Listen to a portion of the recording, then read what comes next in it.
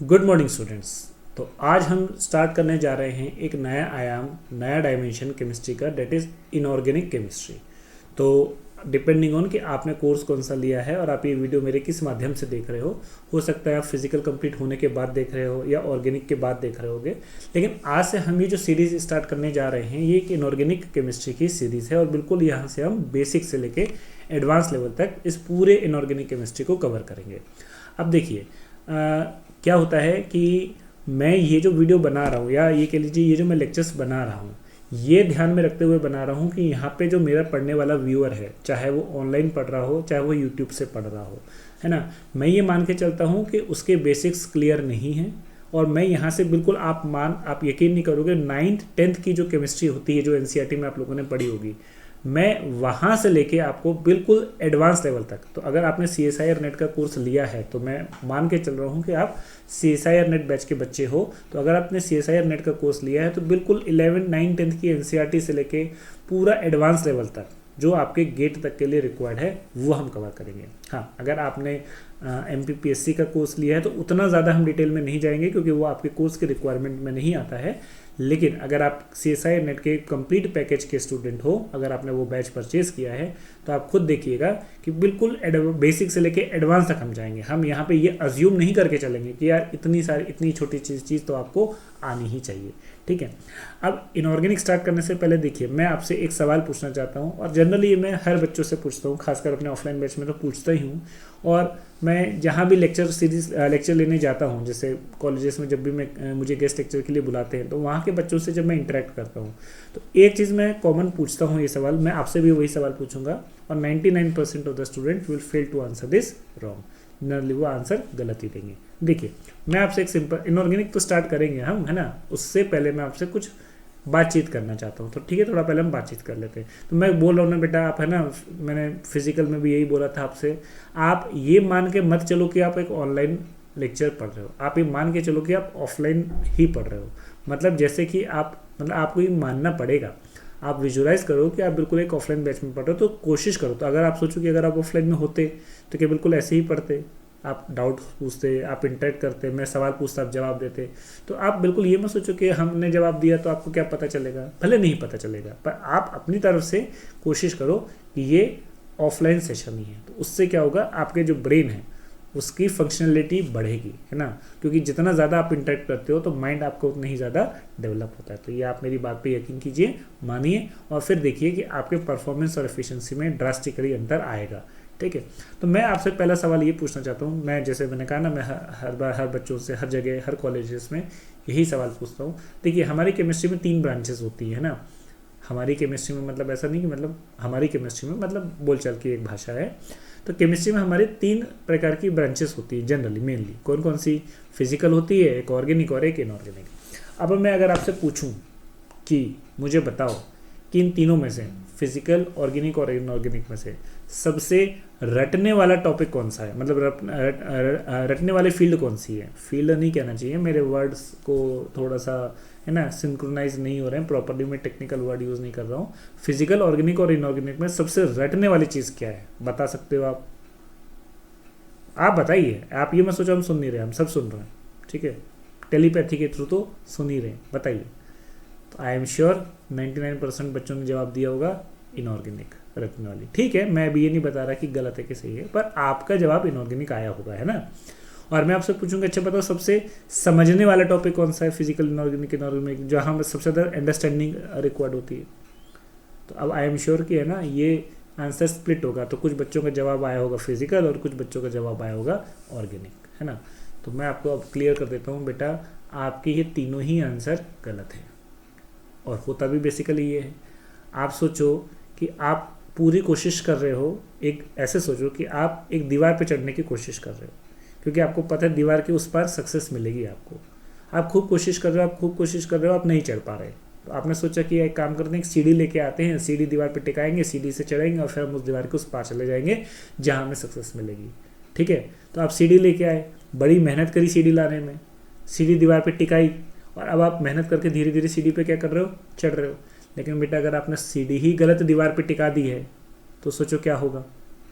सोचो कि आप मेहनती नहीं हो, नहीं, आप मेहनत कर रहे थे, आपने पहले दीवार खुद चढ़ने की कोशिश करी, नहीं हुई, फिर आपने सीढ़ी लाने की मेहनत करी, फिर आपने टिकाई, फिर आप चढ़ रहे हो, मेहनत तो कर रहे हो, लेकिन अगर आपने सीढ़ी ही गलत दीवार पे टिका दी है तो नो मैटर्स कितनी ही जल्दी आप उस सीढ़ी के ऊपर पहुंच जाओ, क्या आपको कभी सक्सेस मिलेगी? नहीं।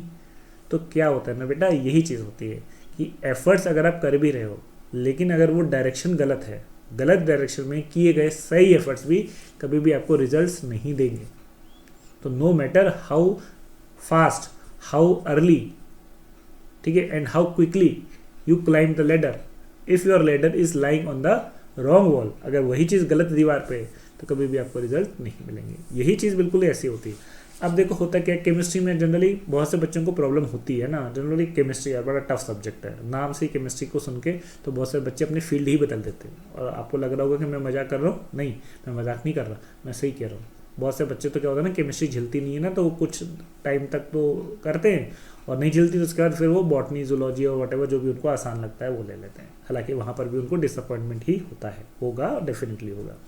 तो अब अब जानते हैं ना इसके पीछे का गूढ़ कारण क्या है, मेन रीज़न क्या है इसका। तो वो रीज़न बेटा ये है कि तीनों में सबसे समझने वाला टॉपिक इनऑर्गेनिक है। आप कह रहे थे कि सबसे रटने वाला क्या है, इनऑर्गेनिक। तो बेटा जब आपने इमारत बता बुनियादी गलत बनाई है तो इमारत कैसे टिकेगी? इसलिए केमिस्ट्री आपको यार, क्योंकि आपने जब चीज़ ही गलत समझी है तो आप उससे कैसे एक्सपेक्ट कर सकते हो कि उससे सही रिजल्ट मिलेंगे, है ना। नीम का पेड़ बोया है तो उससे आम तो नहीं मिलेगा बेटा, है ना। तो ध्यान रखो बेटा, केमिस्ट्री में जो सबसे समझने वाला टॉपिक है वो इनऑर्गेनिक है। हाँ, याद करने की चीज़ें हैं उसमें, जैसे कि मैं आपको जैसे जैसे हमारा कोर्स आगे बढ़ेगा मैं आपको बोलूँगा कि यार ये चीज़ तो आपको याद रखनी पड़ेगी, पर मात्र वो ज़्यादा से ज़्यादा भी मैं ले लूँ ना तो 15% होगा, 15% होगा पूरी इनऑर्गेनिक का, जहाँ मैं आपसे बोलूँगा कि यार ये चीज़ याद रखना। याद रखने में भी क्या होगा, कोई सीरीज़ होगी, कोई इफेक्ट्स होंगे, है ना, कुछ सिंथेसिस की रिएक्शंस होगी जो ज़रूरी होगी, इंपॉर्टेंट होगी, है ना, वो मैं बोलूँगा कि आपको याद रख लेना। बाकी 85% ऑफ द इनऑर्गेनिक आपके समझने की, और अगर आपने इनऑर्गेनिक को रटने की कोशिश करी तो आप मान के समझो कि ये इनऑर्गेनिक आपका बेस है, और अगर आपने बेस खराब कर दिया तो फिर आप सोचो कि उस पर इमारत नहीं बनेगी। तो अगर जहाँ आपने ये दिमाग में लेके आए कि बेटा इनऑर्गेनिक तो रटने की चीज़ है, वहीं सोचो कि आपकी गलत थिंकिंग स्टार्ट हो गई। तो और आपने, मैं बार बार वार्निंग दे रहा हूँ, अगर आपने इनऑर्गेनिक को रटने की कोशिश करी तो ये आपको ले डूबेगी, क्या है ना, हम तो डूबेंगे सनम, तुमको भी ले डूबेंगे। तो इनऑर्गेनिक बोलती है कि अगर बेटा तुमने हमको रटा तो हम निपटा देंगे तुमको। क्यों? क्योंकि यही इनऑर्गेनिक के कंसेप्ट आपके ऑर्गेनिक में भी लगेंगे। ऐसा नहीं है ऑर्गेनिक पढ़ोगे तो वहाँ इनऑर्गेनिक यूज़ ही नहीं होगी, वहाँ सबसे ज़्यादा यूज़ होती है। क्यों? अगर आपको इनऑर्गेनिक में ऑर्बिटल समझ नहीं आते हैं, आपको ऑर्बिटल्स का शेप समझ नहीं आता है, आपको ऑर्बिटल्स की प्रॉपर्टी समझ नहीं आती है, तो ऑर्गेनिक कैसे करोगे? क्योंकि ऑर्गेनिक में रिएक्शन का जो मेजर प्रोडक्ट होता है, माइनर प्रोडक्ट होता है, उसकी जो स्टीरियोकेमिस्ट्री होती है वो ऑर्बिटल के इंटरेक्शन से तो होती है। कि आप लोगों ने देखा ऑर्गेनिक, बहुत से बच्चों को ऑर्गेनिक क्या होती है, अगर मैं आपसे थोड़ा if I ask you the other way around question कि आपको फिजिकल और इनऑर्गेनिक और ऑर्गेनिक में सबसे टफ क्या लगता है, तो आप क्या बोलोगे? मुझे पता है 80% बच्चे बोलेंगे ऑर्गेनिक टफ लगता है। क्यों? इनऑर्गेनिक रट लेंगे, फिजिकल में फॉर्मूले थोड़ा समझ लेंगे, साले ऑर्गेनिक पढ़ले नहीं पड़ती। क्यों? क्योंकि है ना, इनऑर्गेनिक रट लेंगे, फिजिकल फॉर्मूले याद कर लेंगे, ऑर्गेनिक पढ़ले नहीं पढ़ रही। क्यों नहीं पढ़ रही पढ़ले? क्योंकि आपने इनऑर्गेनिक रट ली है। अगर इनऑर्गेनिक समझी होती तो ऑर्गेनिक तो बिल्कुल हलवा थी आपके लिए। उसमें है ही क्या ऑर्गेनिक में? इफेक्ट्स है और मैकेनिज्म है, लेकिन उसका जो बेस है वो तो इनऑर्गेनिक है। और ऐसे फिजिकल में होता है। अच्छा हाँ, ऑर्गेनिक में फिजिकल के भी कंसेप्ट लगते हैं, थर्मोडायनामिक्स के, काइनेटिक्स के। तो ऑर्गेनिक अपने आप में बेसिकली एक संयुक्त चीज़ है, कंबाइंड चीज़ है, जिसमें फिजिकल और इनऑर्गेनिक दोनों के कंसेप्ट लगेंगे। तो मैं बता रहा हूँ बेटा, सबसे समझने वाला टॉपिक इनऑर्गेनिक ही है। मैं कह रहा हूँ 10 से 15% चीज़ें हैं ऐसी जो आपको रटनी पड़ेंगी, पर वो तो हमें हर जगह रटनी ही पड़ती हैं, उसकी भी फिक्र मत करो बेटा। मैं उतनी भी कोशिश करूँगा कि आपको वो जो रटने वाला पार्ट है वो भी आपको आसानी से मैं याद करवा दूँ, तो आपकी वो प्रॉब्लम भी सॉल्व हो गई। ठीक है, अब ये मैं आपसे पूछता हूँ कि सबसे रटने वाला टॉपिक कौन सा है? तो आपको समझ में आया सबसे समझने वाला टॉपिक, है ना। आप जो बोल रहे थे फिजिकल ऑर्गेनिक, वो नहीं है। सबसे समझने वाला टॉपिक कौन सा है आपका? इनऑर्गेनिक। और फिर बोलोगे कि तो सर अच्छा, तो फिर रटने वाला टॉपिक कौन सा है? अब बताइए, अब 2 बचे आपको, फिजिकल और ऑर्गेनिक। तब बोलोगे कि सर फिर तो ऐसा लग रहा है कि ऑर्गेनिक होगा, है ना। यहाँ पर भी आपकी सोच गलत है। सबसे रटने वाला टॉपिक बेटा फिजिकल केमिस्ट्री है। यार एक बात बताओ मुझे, तुम फिजिकल में क्या ही समझ लो, क्या समझोगे बताओ। आप लोगों ने अगर मेरा लेक्चर देखा होगा सॉलिड स्टेट का, ठीक है, कुछ चीज़ें तो वहाँ जो 15-20-25% था ना, वही पार्ट समझने का था, जो इनऑर्गेनिक में 15-20% पार्ट रटने का है। हाँ भाई, थर्मोडायनामिक्स से जैसे ठीक है, ही सिस्टम होता है, सराउंडिंग होता है, हम थोड़ा सा वहाँ लॉजिक समझते हैं। मैं कह रहा हूँ ऐसा नहीं है कि वो भी पूरा 100% है, 100% तो कहीं कुछ नहीं होता, वहाँ पर भी वही 15-20% का रेशियो चलता है बेटा। 15-20% ही फिजिकल में समझने वाला है, और वही इनऑर्गेनिक में हमारे 15-20% क्या था, रटने वाला। बहुत डिफरेंस है। अब आप बताओ फिजिकल में क्या रटोगे, केमिकल काइनेटिक्स है, क्या समझोगे, सॉरी केमिकल काइनेटिक्स है, क्या समझना है उसमें बताइए। फॉर्मूले आपको याद होना चाहिए। न्यूमेरिकल्स अगर आएगा फिजिकल से, तो अगर आपको फॉर्मूले ही नहीं पता तो बेटा समझ के कर लोगे, तो वहाँ पे तो 70 से 80% आपको रटना ही है, फॉर्मूले से याद होने चाहिए, ये पता होना चाहिए ये वाला कंसेप्ट किस फॉर्मूले में लगा है। फॉर्मूला अगर आप भूल गए, या डेरिवेशन आता हो, या डेरिवेशन भूल गए, तो नहीं बनने वाले आपको फिजिकल के सवाल। 15-20 क्वेश्चन, मतलब 10 में से 1 या 2 सवाल ऐसे होंगे जो लॉजिकल बेस्ड होंगे, जो समझने के लिए होंगे। तो मैक्सिमम फिजिकल के सवाल तो आपको भी पता है न्यूमेरिकल बेस्ड होते हैं, और न्यूमेरिकल सॉल्व करने के लिए क्या याद होना चाहिए, फॉर्मूला। तो बेटा सबसे रटने वाला टॉपिक क्या है आपका, फिजिकल है, ठीक है। और ऑर्गेनिक इन दोनों के बीच में आता है, ठीक है, ना पूरा रटने वाला है ना पूरा समझने वाला है। क्योंकि अगर इनऑर्गेनिक का बेस अच्छा है आपका, तो आपको ऑर्गेनिक भी अच्छे से समझ में आएगी और फिजिकल भी अच्छे से समझ में आएगी, ठीक है। तो ये अपने माइंडसेट को थोड़ा सा बेटा चेंज करो, अपनी सोच में थोड़ा परिवर्तन लेके आओ, है ना। तो अभी तक हम गलत माइंडसेट से चल रहे थे, अभी तक हम सीढ़ी गलत दीवार पे टिकाए हुए थे, तो सीढ़ी को हटा के गलत दीवार से पहले तो सही दीवार पे लेके आओ, ठीक है। तो इसलिए हमने कहा था कि आज से हम जो एक नया डायमेंशन स्टार्ट करने वाले हैं वो है इनऑर्गेनिक केमिस्ट्री का। अब आपके सिलेबस में भी अगर आप देखोगे ना, तो इनऑर्गेनिक केमिस्ट्री की जो स्टार्टिंग है वो केमिकल पीरियोडिसिटी और बॉन्डिंग से होती है, पर मैं वहाँ से नहीं करूँगा। क्यों, मुझे पता है यहाँ पे जो बच्चे एनरोल होते हैं, मुझे नहीं पता बच्चों का बैकग्राउंड क्या है। हो सकता है कोई किसी को केमिस्ट्री मतलब एमएससी करे हुए 2-5 साल 10 साल हो गए हो, कोई अभी अभी एमएससी करके निकला हो। हालांकि चाहे आप अभी अभी निकले हो चाहे 10 साल से, बहुत ज़्यादा अंतर तो बेटा नहीं आता। मेरे पास बहुत सारे ऐसे डाउट, मतलब बहुत सारे ऐसी क्वेरीज आती हैं जो ये पूछते हैं सर हमारा तो एमएससी 5 साल पहले हुआ था, हम तो केमिस्ट्री भूल चुके हैं। तो मेरा उनको एक ही जवाब होता है, क्या, कि जो बच्चा अभी अभी एमएससी करके निकला है वो भी कोई तुर्रम खान नहीं है, उसको भी ज़्यादा कुछ नहीं आता। 19-20 का फ़र्क आप में और उसमें है ना। मिसगाइडेड वो भी है, मिसगाइडेड आप भी हो, है ना। वो भी एक रैंडम तरीके से उसको जो चीज़ें हैं पता है, ठीक है, थोड़ी सी इन्फॉर्मेशन ज़्यादा है, आपको भी थोड़ी सी इन्फॉर्मेशन कम है। लेकिन जो एक यूनिफाइड अप्रोच लगना चाहिए किसी कॉम्पिटिटिव एग्जाम को सॉल्व करने के लिए, उसके लिए तो एक प्रॉपर मेंटरशिप की ज़रूरत है, उसके लिए तो एक प्रॉपर गाइडेंस की ज़रूरत है। वो तो आपको मैं ही बताऊँगा ना, तो उसी के लिए मैं आपको ये अज्यूम करके चलूँगा, बिल्कुल 9th 10th की जो एनसीईआरटी केमिस्ट्री है वही मैं लेके चलूँगा। क्योंकि मैं ये नहीं अज्यूम करूँगा कि आपका बैकग्राउंड क्या है, आप बायो के हो क्यों, में कोई फ़र्क नहीं पड़ता बेटा। आपका चाहे बायोलॉजी हो, चाहे मैथ्स हो, चाहे अभी अभी किया हो, चाहे 5 साल पहले किया हो, जैसे जैसे लेक्चर्स मैं आपको दे रहा हूँ और जैसा जैसा मैं अगर आप पढ़ा रहा हूँ, अगर वैसा वैसा आप कर लोगे, मेरी गारंटी है इंडिया का नहीं दुनिया का कोई भी केमिस्ट्री से रिलेटेड एग्ज़ाम आप कर सकते हो, निकाल सकते हो फर्स्ट अटेम्प्ट में। लेकिन कंडीशन बस ये है कि डेली के डेली जितना मैं पढ़ा रहा हूँ वो आपको पढ़ना पड़ेगा, जितना मैं दे रहा हूँ वो आपको करना पड़ेगा। अगर आप इतनी मेहनत करने के लिए तैयार हो, मेरी गारंटी है मेरे से बड़ा बच्चा कभी भी मुझे पता है डिससेटिस्फाइड होके नहीं जाता। ये मेरा कॉन्फिडेंस है, मुझे पता है ना कि मैं क्या दे रहा हूँ। मुझे ये नहीं है, देखो मेरे को ये नहीं कि मेरे को आपसे पैसे ले लिए, मैंने आपसे फीस ले ली और फिर मैंने आपको जो मर्जी आया वो दे दिया, ऐसा नहीं है। हमारे यहाँ ये चीज़ है ही नहीं। डेमो लेक्चर्स आप लोगों ने देखे होंगे कोर्स खरीदने से पहले, है ना, उसके बाद आपको सेटिस्फेक्शन हुआ होगा तो शायद जाके आपने कोर्स परचेज किया है।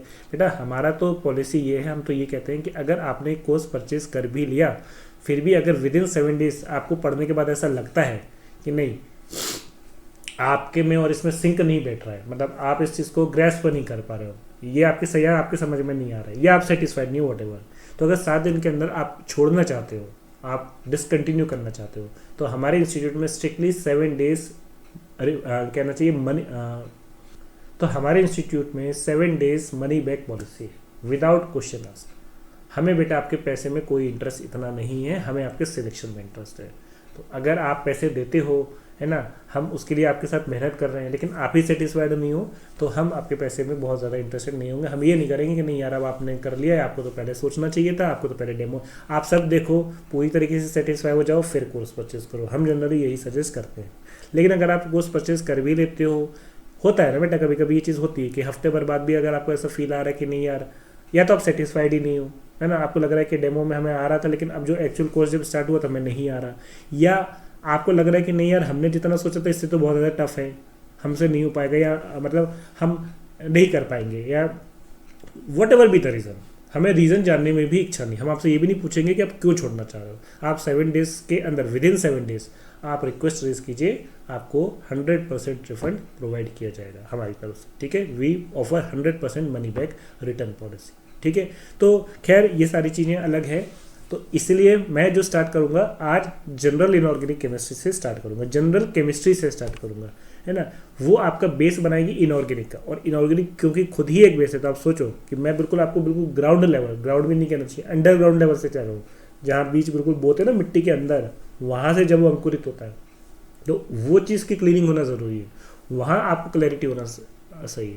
नहीं तो क्या होगा कि मैं इनऑर्गेनिक स्टार्ट कर दूँ, फिर क्या होगा, वहाँ पे मैं पीरियोडिक टेबल से स्टार्ट करूँगा, केमिकल पीरियोडिसिटी से स्टार्ट करूँगा, या अज्यूम करूँगा कि आपको, है ना, पीरियोडिक टेबल पता हो या पीरियोडिक ट्रेंड्स के बारे में थोड़ा नॉलेज हो, जेड इफेक्टिव न्यूक्लियर चार्ज क्या होता है ये पता हो, उसका अलोंग द पीरियड क्या वेरिएशन होता है, ये सारी चीज़ें पता हो, तो फिर क्या होगा, आप एक डिस्कनेक्ट होगा। इसलिए मैं वो स्कोप ही नहीं छोड़ रहा। तो बेटा अगर आप सिंसियर हो, आप सीरियस हो, तो बने रहिए मेरे साथ। मैं आपके, आप सिर्फ 2 महीने दो बेटा इनऑर्गेनिक को, 1.5-2 महीने भी नहीं, 1 या 1.5 महीने हो। आपको आज जो इनऑर्गेनिक में चीज़ें सबसे टफ लगती हैं, वही चीज़ें आपको 1.5 महीने बाद बिल्कुल लल्लू लगेंगी, मैं कह रहा हूँ, मेरी गारंटी है। आपको लगेगा यार मतलब इतना स्मूथली आप क्वेश्चंस को कर पाओगे या किसी कंसेप्ट को समझ पाओगे, क्योंकि आपका वो बेस क्लियर हो गया। सिर्फ 1.5 महीने आप ही मेरे साथ मेहनत कर लो, और मेरी गारंटी आज जो आपको इनऑर्गेनिक में सबसे टफ लगता है, जो आपको लगता है कि यार ये तो रटना पड़ेगा, उसके बिना होगा ही नहीं, ये सारे कंसेप्ट आपके ख़त्म हो जाएंगे, और इतना आसान लगने लगेगा आपको ये पूरी केमिस्ट्री कि आप खुद ही उस एक फ्लो में आ जाओगे, मेरी गारंटी है, ठीक है। चलिए अब बहुत बातें होंगी, अब हम अपना एक्चुअली लेक्चर स्टार्ट करते हैं, जनरल इनऑर्गेनिक केमिस्ट्री, या आप सीधे जनरल केमिस्ट्री भी डाल दीजिए, ठीक है। स्टार्ट करें।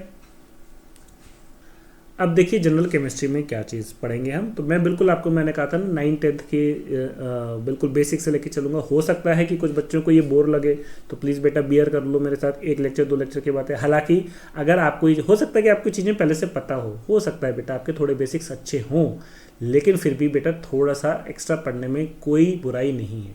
आपकी नॉलेज 1% ही सही इंक्रीज़ होगी, वेस्ट नहीं होगी, ठीक है। और फिर भी आपको लगता है तो आप बिल्कुल ये लेक्चर स्किप कर सकते हो, बट मैं स्ट्रांगली रिकमेंड करूंगा कि स्टार्टिंग से जो पढ़ा रहा हूँ वो पढ़ लो। भले आपकी कंसेप्ट स्ट्रांग है, भले आपका बेस अच्छा है, फिर भी पढ़ो, कुछ नया सीखने को मिलेगा, मेरी गारंटी है, ठीक है। चलिए तो जनरल केमिस्ट्री में देखिए सबसे पहले हमें क्या करना है, सबसे पहले हम ये देख लेते हैं कि क्लासिफिकेशन ऑफ मैटर। याद है 9th में हमने पढ़ा था मैटर की डेफिनेशन, व्हाट इज मैटर, और आपको वहाँ रटाया गया था anything that occupy space is called matter. जो भी चीज़ जगह घेरती है वो क्या कहलाती है, मैटर। पढ़ा होगा ना आपने 9th में, 9th या 10th में कहीं पढ़ा होगा, ये 9th में ही पढ़ा होगा। तो ये मैटर होता है। तो मैटर बेसिकली सिंपली क्या कहते हैं, पदार्थ या सब्सटेंस को हम मैटर कह देते हैं। जो चीज़ बेसिकली हमें दिखती है, जो चीज़ महसूस होती है, वो चीज़ मैटर है, ठीक है। अब बात आती है क्लासिफिकेशन ऑफ मैटर की। इन मैटर को हम अलग अलग टाइप में क्लासीफाई कर सकते हैं, और ये थोड़ा ज़रूरी है समझने के लिए केमिस्ट्री पॉइंट ऑफ व्यू से। तो अगर हम बात करें इसके, किसके, क्लासिफिकेशन के, तो आप लोगों ने, बहुत लोगों ने 9th-10th में पढ़ा होगा। बेसिकली हम मैटर को मोर और लेस 2 चीज़ों में डिवाइड करते हैं। कौन कौन सी 2 चीज़ों में, एक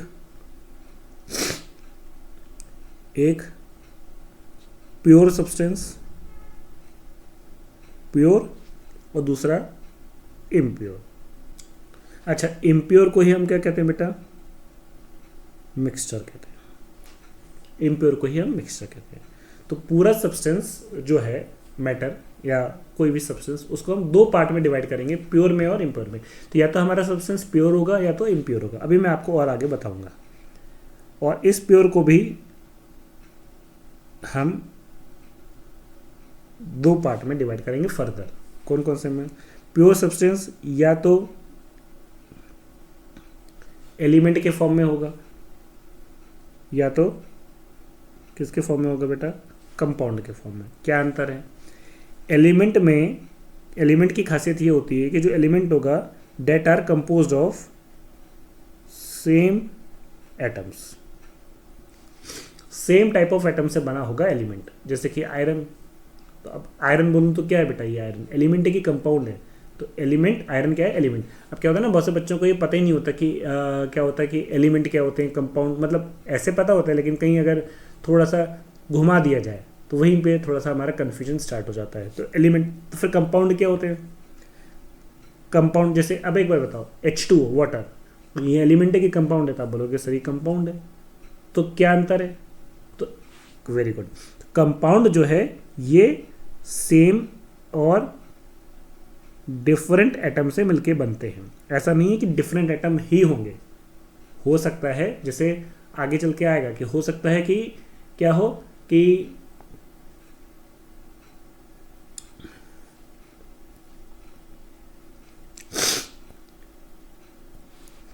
कंपाउंड क्या होंगे, तो compound, very good, they are made up of different atoms. अच्छा, एक तो चीज़ ये है कि डिफरेंट एटम्स से तो मिलके बने होते हैं, but in a fix ratio. जैसे H2O, इसमें हाइड्रोजन और ऑक्सीजन का रेशियो 2:1 रहेगा। ये होते हैं आपके कौन से, कंपाउंड। समझ में आया।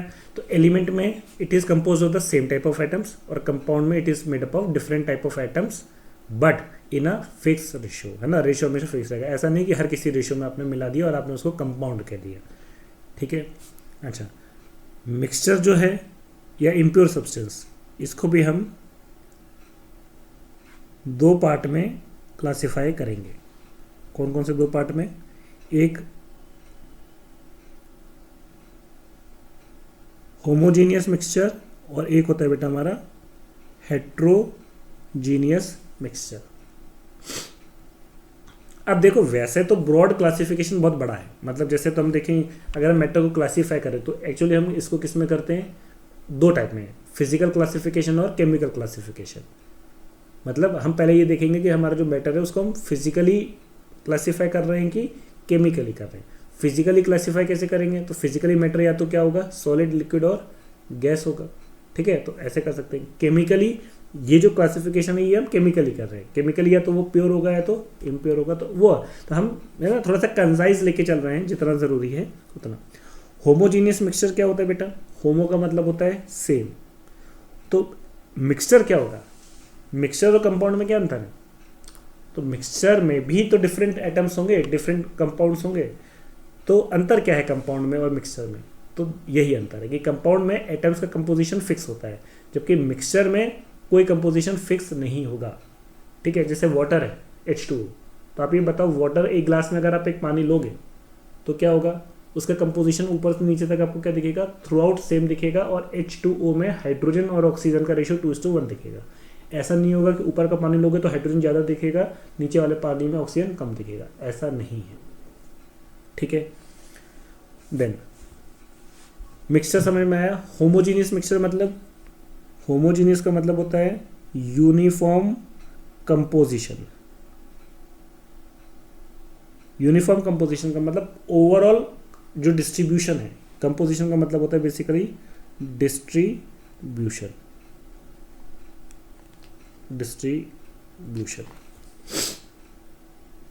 मतलब उसमें जितनी चीज़ें प्रेजेंट है उस मिक्सचर में, उन सब का जो डिस्ट्रीब्यूशन है वो एक जैसा होना चाहिए।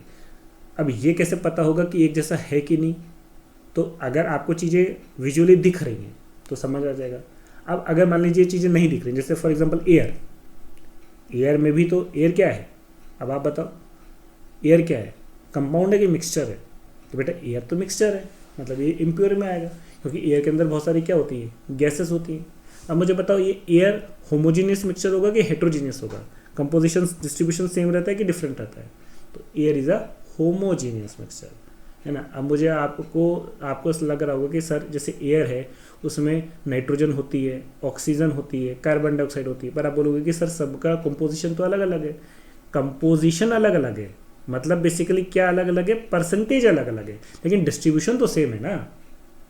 आप एक बार बताओ, आप एक रूम के अंदर हो, तो मान लो आप एक कोने में खड़े हो, मैं दूसरे कोने में खड़ा हूँ, तो आपको जो ऑक्सीजन फील होगी, आपको जो एयर फील होगी, हवा जो आपको फील होगी, वो आपको भी उतनी होगी जितनी कि मेरे को होगी। उस रूम के अंदर जो भी खड़ा होगा, चाहे कहीं भी खड़ा हो, उसको सेम ही हवा फील होगी। ये होता है यूनिफॉर्म डिस्ट्रीब्यूशन।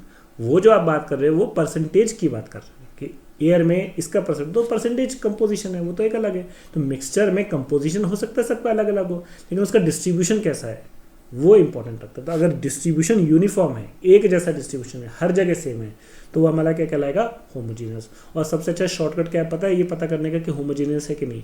आप इसको कुछ भी कर लो, आप इसको हिला लो, डुला लो, उलट लो, पलट लो, कैसा भी कर लो, और जब आप इसको छोड़ोगे 2 मिनट, इसे आपने हिला लिया, उलट लिया, पलट लिया, कुछ भी कर दिया आपने इसके साथ, do whatever you want to do, और उसके बाद आप थोड़ा सा रिलैक्स हो जाओ 2 मिनट के लिए। और फिर जब 2 मिनट के बाद जब आप काम हो गए, रिलैक्स हो गए और उसको देखोगे, तो आपको ये बिल्कुल वैसे ही दिखना चाहिए जैसे कि वो पहले था। अगर ऐसा है तो इसका मतलब आपका मिक्सचर होमोजीनियस है। लेकिन अगर उलटने पलटने से उसकी दुनिया बदल गई है ना, इधर का उधर हो गया, उथल पुथल हो गई, कंपोजिशन डिस्ट्रीब्यूशन बिगड़ गया, कहीं कुछ दिखा कहीं कुछ दिखा, तो समझ जाना हेट्रोजीनियस मिक्सचर है। तो इसका मतलब यहाँ क्या होगा बेटा, नॉन यूनिफॉर्म डिस्ट्रीब्यूशन होगा। समझ में आया? तो एलिमेंट समझ में आया पहले, तो पहले सब प्योर समझ में आया। प्योर का मतलब क्या होगा, जो के, तो पहले क्लासिफिकेशन हमने केस में किया प्योर और इम्प्योर में। प्योर का मतलब क्या होता है, जो एक ही चीज़ से मिलके बने हों। अब आप बोलोगे कि सर कंपाउंड तो 2 चीज़ों से मिलके बना है, नहीं। जैसे वाटर है, तो वाटर का फॉर्मूला क्या है, H2O। तो उसमें क्या H और O अलग अलग होता है, नहीं। उसमें H2O as a whole unit की तरह काम करता है। H2SO4 बताओ क्या है, एलिमेंट है कि कंपाउंड है, कंपाउंड है। अब ये किसके कैटेगरी में आएगा, अब मैं अगर आपको नॉर्मली क्लासिफिकेशन नहीं बताता तो आपसे पूछा कि बताओ H2SO4 प्योर है कि इम्प्योर है, तो H2SO4 तो प्योर है। क्यों प्योर है, क्योंकि अगर H2SO4 का सोल्यूशन लिया है आपने, तो उसमें सारे मॉलिक्यूल्स किसके होंगे, H2SO4 के होंगे, उसमें कोई और दूसरा प्रेजेंट नहीं होगा। ये मतलब होता है प्योर का। ये नहीं कि H2SO4 में सर हाइड्रोजन भी है, सल्फर भी है, ऑक्सीजन भी है, तो ये तो मिक्सचर हो गया 2 चीज़ों का, 3 चीज़ों का। नहीं बेटा, मिक्सचर नहीं होगा। मिक्सचर इसलिए नहीं होगा क्योंकि H2SO4 में क्या आप H को, S को और O को अलग अलग कर सकते हो, नहीं। अगर करने की कोशिश भी की तो फिर वो H2SO4 रहेगा ही नहीं, ठीक है। लेकिन अगर आप किसी कंपोनेंट को अलग कर पा रहे हो तो फिर वो क्या होगा, मिक्सचर होगा। दूसरी चीज़ क्या होती है कि हमेशा उनका जो मतलब कंपोजिशन है ना, वो फिक्स रेशियो में होता है। जैसे H2SO4 में 2 पार्ट्स हाइड्रोजन के होंगे, है ना, 1 पार्ट सल्फर का होगा और 4 पार्ट ऑक्सीजन के होंगे H2SO4। समझ में आया? तो H2SO4 को मिक्सचर समझने की कोशिश मत करना, मतलब इम्प्योर समझने की कोशिश मत करना, प्योर ही है। क्योंकि अगर H2SO4 लोगे तो उसमें पूरे H2SO4 का एक मॉलिक्यूल होगा। समझ में आया? आई थिंक अब आपको ये चीज़ क्लियर हुई होगी। अब देखो बेटा, मैं आपसे एक फंडामेंटल सवाल और पूछता हूँ, ये आपके लिए होमवर्क है, आप पता करके आना। एक होता है बेटा कंपाउंड और एक होता है मॉलिक्यूल, है ना। तो आप मुझे बता सकते हो, अगर मैंने H2SO4 दिया हुआ है आपको, सिर्फ H2SO4 दिया और कुछ नहीं कहा, तो आप इसको क्या कहोगे, H2SO4 कंपाउंड कहोगे कि मॉलिक्यूल कहोगे? सोच के बताओ क्या अंतर होता है, ठीक है। वैसे ही अगर मैंने आपको सिर्फ हीलियम लिख के दिया है, हीलियम, तो ये क्या है, तो आप बोलोगे कि सर ये एलिमेंट है। अच्छा, ये हीलियम का एलिमेंट है कि हीलियम का एटम है, क्या है ये? हीलियम का एलिमेंट है कि हीलियम का एटम है? H2SO4 क्या है, मॉलिक्यूल है कि कंपाउंड है? यही है ना। देखो कितनी छोटी सी चीज़ है, पर इसमें आपको कन्फ्यूजन यहीं से स्टार्ट हो गया। तो सोचो बेटा, इतनी अल्ट्रा बेसिक चीज़ में अगर आपको कन्फ्यूजन हो गया और इसको बिना दूर किए अगर आप नींव रखने जाओगे इनऑर्गेनिक की, तो क्या होगा, पिलर मजबूत बनेगा कि वीक बनेगा? वीक बनेगा ना। तो देखिए क्या होता है, वैसे तो हम जनरल फिजिकल केमिस्ट्री जब पढ़ते हैं तो उसमें भी मैं ये चीज़ें बताता हूँ हमको। देखो बेटा क्या होता है ना, किसी भी सब्सटेंस का, चाहे वो प्योर हो चाहे वो इम्प्योर, जैसे कि हम प्योर सब्सटेंस की ही बात करते हैं, चाहे कोई भी सब्सटेंस हो, एलिमेंट हो या कंपाउंड हो, उसका जो एक फंडामेंटल यूनिट होता है, मतलब फंडामेंटल मतलब जैसे H2SO4 है, इसको अगर आप डिवाइड करोगे तो ये किस में डिवाइड होगा, H में। अगर आप इसको ब्रेक ही कर दो तो इंडिविजुअली, तो H2SO4 का जो मॉलिक्यूल है, अब मॉलिक्यूल है कि कंपाउंड है बाद में आएंगे, पर वो H में, सल्फर में, ऑक्सीजन में डिवाइड हो जाएगा। मतलब उनके हमें क्या मिलेंगे, एटम्स मिलेंगे। अच्छा, क्या इनको हम फर्दर ब्रेक डाउन कर सकते हैं? नहीं। तो इसका मतलब फिजिकली डिस्टिंग्विशेबल या फिजिकली इनडिस्ट्रक्टिबल पार्ट, तो फंडामेंटली स्मॉलेस्ट पार्ट किसी भी सब्सटेंस का वो क्या होता है, एटम होता है, जिसके बियॉन्ड हम नहीं जा सकते। अभी फालतू बकवास मत करना कि सर एटम के अंदर फिर तो न्यूक्लियस होता है, प्रोटॉन्स होते हैं, उतना नहीं। मतलब जैसे याद है हमने सॉलिड स्टेट पढ़ा है, तो सॉलिड स्टेट में हमने कहा था ना एक चीज़ डिफाइन करी थी, यूनिट सेल।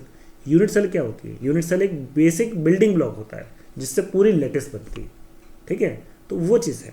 तो किसी भी सब्सटेंस का जो फंडामेंटल पार्टिकल होता है वो क्या होता है, atom. That is the indestructible part. इसको हम फर्दर और तोड़ नहीं सकते। H2SO4 को हम तोड़ सकते हैं हाइड्रोजन, सल्फर और ऑक्सीजन में, लेकिन एटम को नहीं तोड़ सकते। एटम को तोड़ेंगे तो वो पूरा का पूरा डिस्ट्रॉय हो जाएगा, वो अलग हो जाएगा।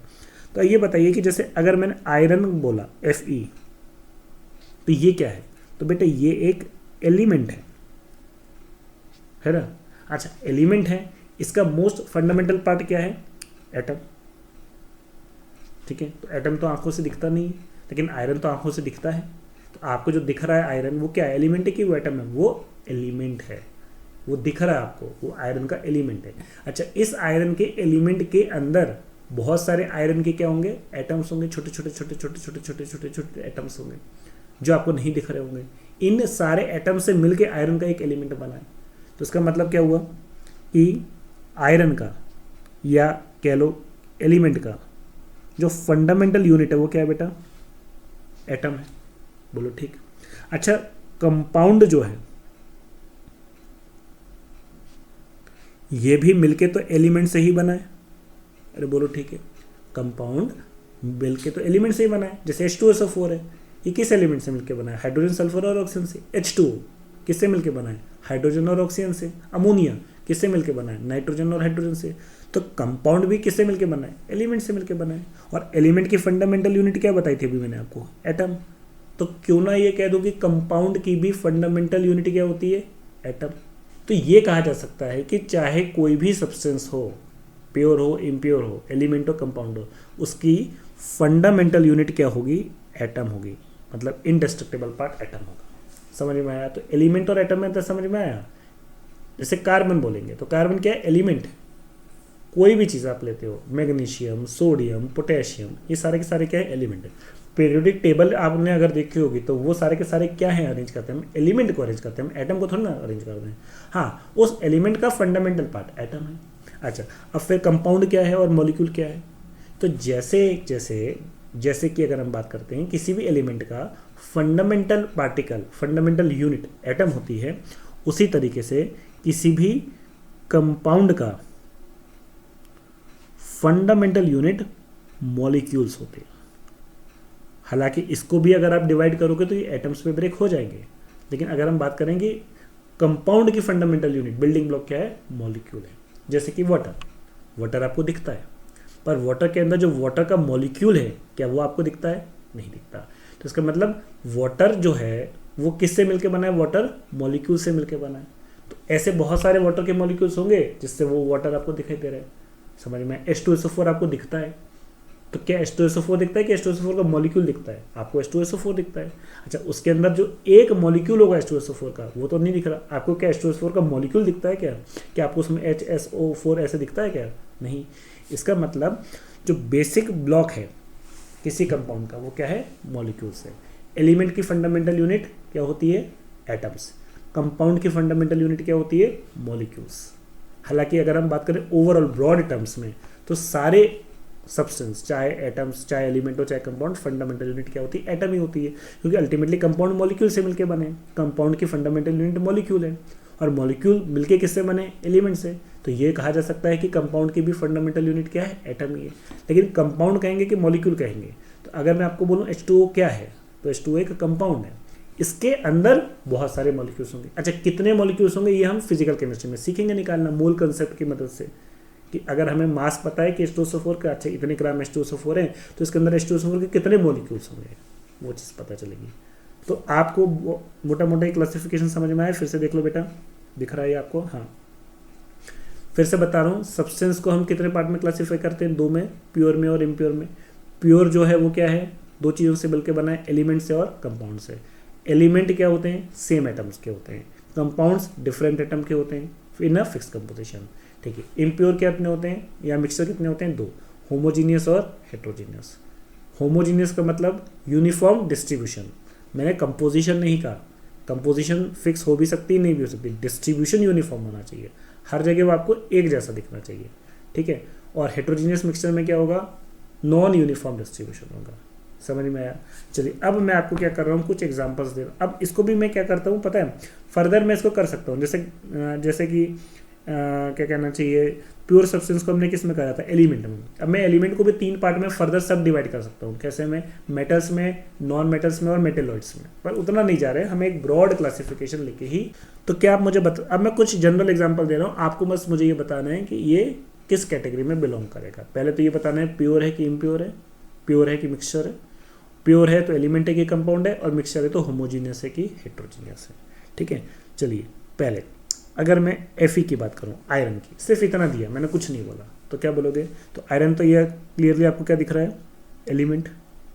अच्छा एलिमेंट है तो ये किसकी किस कैटेगरी में आ जाएगा? ये आपके प्योर की कैटेगरी में आ जाएगा। समझ में आया? H2SO4 प्योर की इम्प्योर, पहले ये बताओ। तो ये क्या है आपका? प्योर। और प्योर में भी ये क्या है बेटा? आपका कंपाउंड। ठीक है, ये समझ में आ रहा है? अब मुझे बताइए एयर, एयर ये क्या है? तो ये बेटा क्या है? आपका मिक्सचर है। एयर में बहुत सारी मिक्सचर होती है। अच्छा ये होमोजीनियस है कि हेट्रोजीनियस है? तो ये आपका क्या होगा? होमोजीनियस मिक्सचर होगा। ठीक है, क्यों होमोजीनियस है?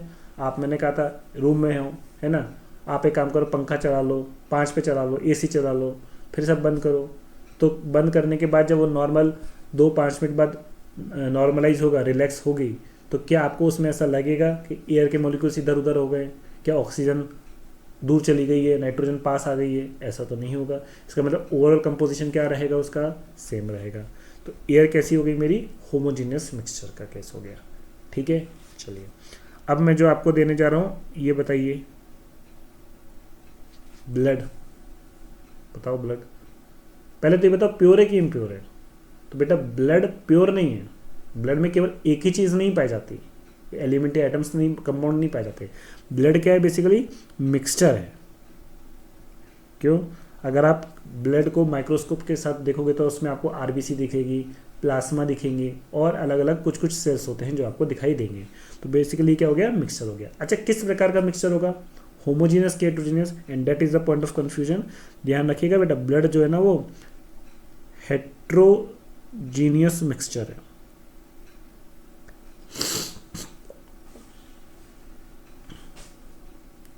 अब बोलोगे सर हेट्रोजीनियस क्यों? हमें तो ब्लड एक जैसा दिखता है। आपको ब्लड एक जैसा दिखता है वो आपकी प्रॉब्लम है, ब्लड की प्रॉब्लम नहीं है। पहली चीज़ तो ये ध्यान रखना, आपको दिख रहा है ना एक जैसा। अब आप बताओ कि अगर आपके यहाँ कहीं चोट लगी और ब्लड निकला, तो आपको लग रहा होगा कि ब्लड जो होता है ना लाल कलर का एक फ्री फ्लोइंग लिक्विड होता है। नहीं बेटा, फ्री फ्लो नहीं होता। आप ये बताओ, अगर आपके हाथ में कट लगता है तो क्या ब्लड ऐसे बिल्कुल पानी की तरह बहता जाता है? नहीं, 2 मिनट 5 मिनट बाद वो क्या होने लगता है? जमने लगता है ना। अगर आप एक टेस्ट ट्यूब में ब्लड ले लो और उसको छोड़ दो 10 मिनट के लिए, तो आप देखोगे कि नीचे जो होते हैं पार्टिकल्स क्या हो जाते हैं? सेटल हो जाएंगे। या आप एक काम करो, एक टेस्ट ट्यूब में ब्लड लो और उसको क्या करो? घुमा दो। इस टेक्निक को लैब में हम यूज़ करते हैं सेंट्रीफ्यूगेशन टेक्निक में। आप इसको ऐसे जैसे वॉशिंग मशीन में कपड़े घूमते हैं ना, वैसे घुमा दो, तो देखोगे क्या होगा कि टेस्ट ट्यूब के नीचे सेडिमेंटेशन हो जाएगा। सेडिमेंटेशन का मतलब जो आरबीसी हैं, जो सेल्स हैं, वो अलग हो जाएगा, और उसका जो लिक्विड पार्ट, प्लाज्मा पार्ट है, वो अलग हो जाएगा। तो इसका मतलब ब्लड क्या हो गया मेरा? हेट्रोजीनियस मिक्सचर हो गया। समझ में आया? तो ब्लड एक हेट्रोजीनियस, हालांकि इसको और अगर स्पेसिफिकली बात करें ना, तो ब्लड आगे चल के आप पढ़ोगे, ये एक कोलाइडल सोल्यूशन है, इसमें सस्पेंडेड होती हैं चीज़ें, है ना। तो आप सोचो कि अगर ब्लड यूनिफॉर्म होता तो फिर हम कुछ भी कर लें, है ना। ब्लड कभी सेटल ही नहीं होता, क्लॉट ही नहीं होना चाहिए था ब्लड को। समझ में आया? चलिए नेक्स्ट मुझे बताइए, टैप वाटर, ये क्या होगा? तो टैप वाटर अगर आप देखोगे तो आपको ये नहीं, अच्छा प्योर है कि इम्प्योर है? अच्छा आपको लग रहा है प्योर, सर हमारे यहाँ तो बिल्कुल शुद्ध जल आता है। नहीं, मैंने वाटर नहीं बोला, वाटर बोलते तो प्योर होता, टैप वाटर बोला, जो नल का पानी आ रहा है। तो नल से जो पानी आता है ना, उसमें क्या होता है, नल से जो पानी आता है, तो उसमें सिर्फ पानी नहीं होता, उसके अंदर डस्ट पार्टिकल्स होंगे, बैक्टीरिया होंगे, वायरसेस होंगे, और भी ना जाने क्या क्या चीज़ें होंगी। तो इसका मतलब टैप वाटर किस कैटेगरी में आ जाएगा बेटा, आपके मिक्सचर की कैटेगरी में आ जाएगा। होमोजीनियस की हेट्रोजीनियस, तो अब मुझे लग रहा है आपको आया समझ में। होमोजीनियस क्यों, एक गिलास भर लो टैप वाटर का, उसको शेक करो, हिलाओ डुलाओ, उलट लो पलट लो और रख दो वापस, तो 5 मिनट बाद क्या आपको ऐसा लगेगा कि नीचे कुछ सेटल हो गया, बैक्टीरिया नीचे गिर गए, या उसके अंदर जो डर्ट पार्टिकल्स होंगे या जो भी चीज़ होंगी, सॉइल वगैरह या जो भी चीज़ उसके अंदर मिली होंगी, वो चीज़ अलग अलग दिखेंगी? नहीं, टैप वाटर तो आपको एक जैसा दिखेगा। इसका मतलब ये क्या हो गया, आपका होमोजीनियस हो गया। ठीक है। अच्छा, आप लोगों ने मोमोज खाए होंगे? बस सर मोमोज, सर जी में मुंह में पानी आ गया है ना, पढ़ते पढ़ते मोमोज कहाँ से आ गया। मोमोज खाया होगा ना। अच्छा, मोमोज के साथ एक वाइट चटनी मिलती है, बेसिकली हम उस चटनी को कुछ के नाम कहते हैं, हम उसे क्या कहते हैं, मायोनीस। सर आपका हाँ है ना, पूरा ध्यान भटक गया हमारा। मायोनीस बता सकते हो, मायोनीस क्या होगा? तो सोचो, क्या ये प्योर है? नहीं बेटा, मायोनीस में ऑयल होता है ना, उसमें बटर होता है, और भी उसमें कुछ कुछ चीज़ें होती हैं, मुझे तो एक्चुअली पता नहीं कि वो किससे बनता है, पर एक चीज़ तो नहीं होती ना। तो ये क्या होगा बेटा आपका मिक्सचर। होमोजीनियस की हेट्रोजीनियस, सोच के जवाब दीजिए। होमोजीनियस की हेट्रोजीनियस, तो ये बेटा आपका होमोजीनियस हो जाएगा। अब आपको समझ में आ रहा है होमोजीनियस क्यों होमोजीनियस। अब मायोनीज को हिला लो डुला लो उलट लो पलट लो, उसके बाद रखोगे तो ऐसा थोड़ा ना है कि मायोनीज के अंदर जो ऑयल है वो अलग हो जाएगा, उसके अंदर जो बटर है वो अलग हो जाएगा, उसके अंदर जो भी चीज़ें वो अलग अलग दिखाई देंगी, वो आपको सेम दिखाई देंगी। क्लियर। तो ये एक होमोजीनियस मिक्सचर, सबसे अच्छी पहचान बस यही है, उसे उलट लो पलट लो घुमा लो फिरा लो, अगर कंपोजिशन तब भी इंटैक्ट वैसा ही बना रहता है तो उसका मतलब वो एक होमोजीनियस होगा। ठीक है। चलिए, अब मुझे ये बताइए कि लेट्स से शादियों में गए हो? हाँ सर। तो शादी में वैसे भी तुम शादी अटेंड करने तो जाते नहीं हो, जाते तो खाना खाने ही हो, है ना। तुम्हें क्या पता, तुमसे अगर पूछे कि किसकी शादी, तुम लोग क्या पता, लड़की कहाँ की लड़का कहाँ का, तुम्हें क्या पता। तुम तो इवन दूल्हा दुल्हन को भी शायद नहीं देखोगे, तुम तो सीधे एंट्री करके सबसे पहले तुम्हारी नज़र कहाँ पड़ती है, खाने पे। बोलो झूठ कह रहा हूँ, बोल दो झूठ कह रहा हूँ। नहीं सर नहीं, हम तो जब शादी में जाते हैं तो हमें सबसे पहले ये नज़र पड़ती है कि यार दूल्हा दुल्हन कैसे दिख रहे हैं, दूल्हा दुल्हन कैसे हैं, कौन है, कहाँ के, है ना। क्या हमें बोला भाड़ में जाए दूल्हा दुल्हन, हमें तो सीधे क्या मतलब होता है, खाने से। हमें सीधी नज़र सबसे पहले, अगर आप गार्डन में जब एंटर करते हो है ना शादी में, तो सबसे नज़र सबसे पहले आपकी कहाँ पड़ती है, खाने पे। तो कोई बुराई नहीं है, तो पड़ती है यार, अब इसमें क्या है। तो आप गए होगे ना शादी मैरिज में, उसमें स्टार्टर्स में है ना, आप लोगों ने देखा होगा सबसे पहले जो बेसिक चीज़ें सर्व की जाती हैं वो सैलेड, सलाद। अब बताओ सलाद क्या है, प्योर तो होगा नहीं, है ना। 5 साल का गधा बच्चा भी बता देगा कि सलाद क्या है, मिक्सचर है, बहुत सारी चीज़ें होती। अच्छा, होमोजीनियस होगा कि हेट्रोजीनियस होगा? अरे यार क्या कर रहे हो, क्या कर रहे हो, हेट्रोजीनियस। ये मत बोलना कि सर वो लोग तो बिल्कुल सजा के रखते हो, सजा के रखते हैं कि आप अलग अलग कर सकते हो ना, मूली अलग, गाजर अलग, टमाटर अलग, हो गया ना। तो ऐसे अलग अलग कर सकते हो, तो होमोजीनियस होता क्या, सीधा सीधा क्या मतलब, ये हेट्रोजीनियस है कि एक पर्टिकुलर यूनिफॉर्म डिस्ट्रीब्यूशन, पूरे सलाद को इधर उधर कर दो, उथल पुथल कर दो, तो बिल्कुल वैसे ही दिखेगा क्या, नीचे वाली चीज़ नीचे दिखेगी, ऊपर वाली चीज़ ऊपर ही दिखेगी, नहीं ना। और वैसे भी किसी चीज़ को पकड़ के अगर आप ऐसे सेपरेट कर पा रहे हो तो वो तो क्या हो जाएगा बेटा, हेट्रोजीनियस हो जाएगा। समझ में आया। तो ये कुछ एग्जाम्पल्स मैंने करे। अब एक फटाफट मैं आपको एक एक्सरसाइज देता हूँ, एक है ना क्वेश्चन देता हूँ, आपका काम है क्विकली 2 मिनट के अंदर इन सबको आइडेंटिफाई करना कि ये किस कैटेगरी में बिलोंग करेंगे, मतलब प्योर है कि इम्प्योर है, और प्योर है तो एलिमेंट है कि कंपाउंड है, और इम्प्योर है तो होमोजीनियस है कि हेट्रोजीनियस है। ठीक है। चलिए बताइए, कंक्रीट पहला मटेरियल है कंक्रीट। कंक्रीट समझते हो, वो देखा होगा ना जब मकान बनते हैं तो उसके अंदर क्या होता है, वो जो है ना। तो कंक्रीट तो आपको समझ में आ रहा है प्योर है कि मिक्सचर है, तो ऑब्वियसली ये क्या है, मिक्सचर है। उसमें सैंड होता है, सीमेंट होती है, रेता होती है, छोटे छोटे पत्थर होते हैं, तो ये सारा मिक्सचर है। अच्छा, होमोजीनियस मिक्सचर है कि हेट्रोजीनियस मिक्सचर है, तो डेफिनेटली क्या होगा बेटा हमारा हेट्रोजीनियस मिक्सचर होगा। क्यों, वो एक यूनिफॉर्म डिस्ट्रीब्यूशन थोड़ी ना होता है, वो तो एक रैंडम डिस्ट्रीब्यूशन होता है उसका। शुगर प्लस प्योर वाटर, तो शुगर और वाटर मिलके क्या बना लेंगे, एक शुगर सोल्यूशन बना लेंगे। तो आपके पास बताया अगर एक ग्लास पानी लिया और उसके अंदर थोड़ी सी शक्कर डिजोल्व कर दी, तो जो शुगर सोल्यूशन बना, तो पहले ये बताओ ये एक चीज़ से मिलकर बना है कि डिफरेंट चीज़ों से मिलकर बना है, 2 अलग अलग चीज़ों से मिलकर बना है, तो डेफिनेटली क्या होगा, मिक्सचर होगा। है ना। अब ये थोड़ी ना बोलोगे कि शुगर सोल्यूशन का कंपाउंड है ये, है ना, इसमें शुगर भी है और वाटर भी है। चलिए, अब मिक्सचर है, ये होमोजीनियस मिक्सचर होगा कि हेट्रोजीनियस होगा? बेटा ये आपका क्या होगा? होमोजीनियस। क्यों होमोजीनियस? क्यों? शुगर सोल्यूशन को आप कितना भी हिला लो डुला लो, क्या ऐसा है कि बहुत तेज हिलाओगे तो नीचे शुगर सेटल हो जाएगी? नहीं। या ऐसा है कि बहुत हिलाने के बाद अगर 2 मिनट रखा तो फिर ऊपर से पिया तो ज़्यादा मीठा लगा और नीचे वाला पिया तो कम मीठा लगा? ऐसा तो नहीं होगा। शुगर उसके अंदर यूनिफॉर्मली पूरे वाटर में क्या हो जाएगी? डिजोल्व हो जाएगी। ऐसा तो नहीं है ना कि ऊपर का पानी ज़्यादा मीठा लगेगा, बीच का कम लगेगा, नीचे का मीठा ही नहीं लगेगा, ऐसा तो नहीं होगा। आयरन फिलिंग्स, आयरन तो सिर्फ आयरन की फिलिंग्स में सिर्फ आयरन ही है, तो ये क्या हो गया हमारा बेटा? प्योर। और प्योर में भी किसके कैटेगरी में आएगा ये हमारा एलिमेंट? लाइमस्टोन, कैल्शियम कार्बोनेट चूना, तो कैल्शियम कार्बोनेट भी क्या है बेटा आपका? प्योर। और लेकिन किस कैटेगरी में आएगा आपके? कंपाउंड। अरे बोलो ठीक है, कंपाउंड ही तो है calcium carbonate. Orange juice with pulp बोल दिया उसने, पल्प के साथ, तो अगर पल्प के साथ बोल दिया तो ये क्या हो गया आपका? मिक्सचर। और क्या होगा? हाँ, अब आपको शायद थोड़ा थोड़ा समझ में आ रहा है, ये कैसा मिक्सचर होगा हमारा? हेट्रोजीनियस मिक्सचर होगा। क्यों? अगर आप उसको रखे रहोगे 10-15 मिनट के लिए तो पल्प धीरे धीरे नीचे की तरफ सेटल होने लगेगा।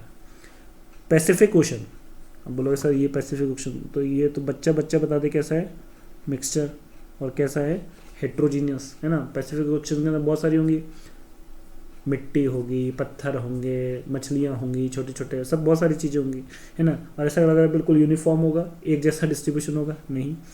Helium inside a balloon, balloon के अंदर जो हीलियम है तो वो तो क्या है आपकी? प्योर गैस है। और गैस है मतलब क्या है आपका? एलिमेंट ही तो है। तो अभी हम उसमें तो जान नहीं रहे कि एलिमेंट है कि सॉलिड है कि लिक्विड है कि गैस है। एल्यूमिनियम, ये भी क्या है? Pure element. मैग्नीशियम भी प्योर, किस कैटेगरी में बिलोंग करेगा? एलिमेंट में। एसिटिलीन, तो एसिटिलीन बेसिकली एक गैस होती है, तो ये भी क्या है आपकी? प्योर। लेकिन ये किस कैटेगरी में बिलोंग करेगी बेटा? आपके कंपाउंड। 2 डिफरेंट एटम से मिलकर अगर बनी है एक फिक्स कंपोजिशन में तो कंपाउंड है। Tap water in a glass हम ऑलरेडी डिस्कस कर चुके हैं, तो ये बेटा क्या है आपका? मिक्सचर है। और कैसा मिक्सचर है आपका? होमोजीनियस मिक्सचर है। सॉइल, सॉइल भी मिक्सचर है, लेकिन सॉइल आपकी कैसी है?